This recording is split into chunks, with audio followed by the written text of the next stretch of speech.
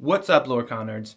So we're going to interrupt our deck building series to just do a deck building 101. What does it look like to build a deck in Lorcana? The basics. This video is just going to focus on what are the basic ground rules for building a deck. We're going to do this in two parts.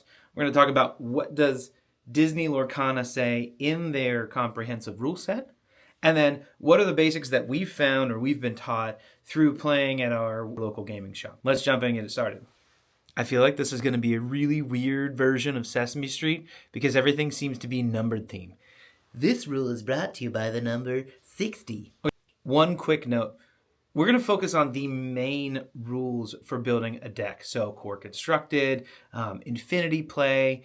If you want to play in some sort of different sealed tournament that has different rules and card counts, we're not talking about those. The first rule is brought to you by the number 60, which is the minimum number of cards that you are allowed to have in a deck. Not 59, not 58, needs to be 60. Now you can have more than 60. In fact, there's a card, I forget, maybe I'll look it up and I'll post it here, that allows you to have up to 99 of that card in a deck. And there are some funky ways to play with that game mechanic that are kind of fun and potentially annoying to your opponent. But the minimum number of cards that you are allowed to have is 60. The next rule is brought to you by the number 2. And that is the maximum number of ink types that you're allowed to have in your deck. Now remember, there are a total of 6 ink colors: amethyst, ruby, steel, sapphire, emerald, and amber. I think I got them all in one take.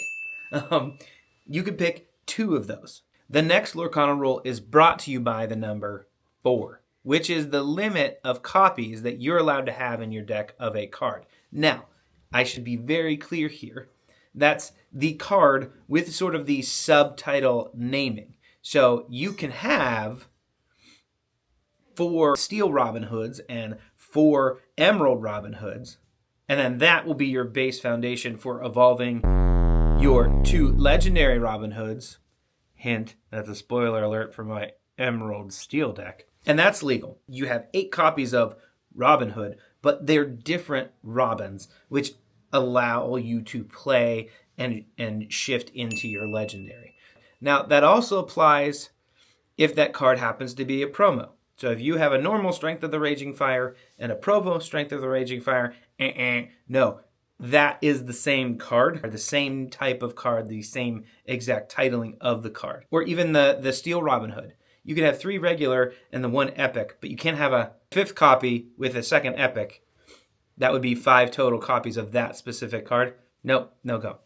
The last rule is not brought to you by a number. It's brought to you by the letter B, which is banned cards. Now, Ravensburger, I believe, has stated that they would like to avoid banning cards as much as possible, but that doesn't mean that they aren't there. Hiram Flaversham is one notable ban that they've had because of basically how it breaks the game and makes it somewhat not fun if somebody is running that. Now, you can still play it in some Infinity events, but the cards that are banned, can't have them in your deck. Nope, no go.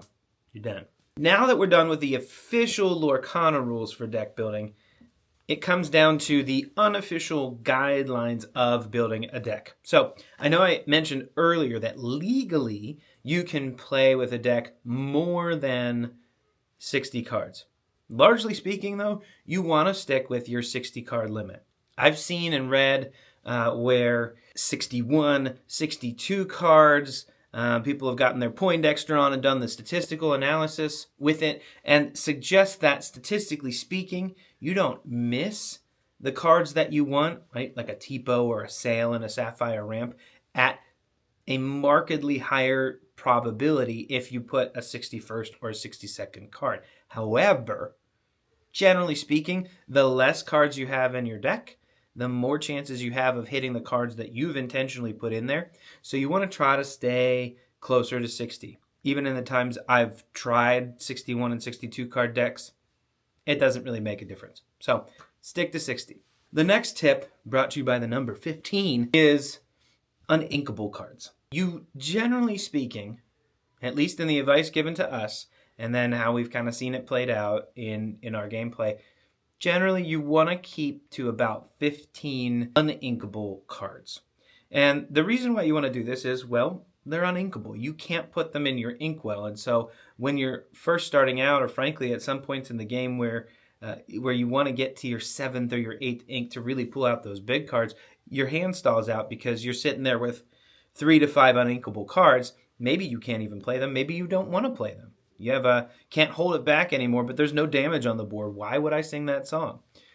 So you want to, generally speaking, keep to about 15. Does that avoid having an entire hand of uninkables? Heck no. I've had full hands of uninkables, even with limiting myself there. But largely speaking, I don't run into my deck stalling out as frequently when I have about 15 uninkables. The next item is thinking about your distribution of ink numbers in your deck. I'm going to try to unpack this because that wasn't very clear. When you start the game on turn 1, you have maximum of 1 ink. And so if you want to be able to play turn 1, you need to have a lot of low 1 ink cards so that you can maximize your probability that they show up in your hand, or if you mulligan, that they show up in those draws for those cards. So you want to think about how many 1 ink cards or 1-drop cards, how many 2-drop cards, how many 3-drop cards, and look at that. I'm going to get nerdy here. Look at that distribution of numbers to maximize your ability to play early in the game while being smart about what are those late game cards that you really want to knock people out. A Hades Infernal Schemer. How many of those do you want? They're 7-drop uninkable. That goes into your uninkable budget. Those are really stalling game killers at the beginning.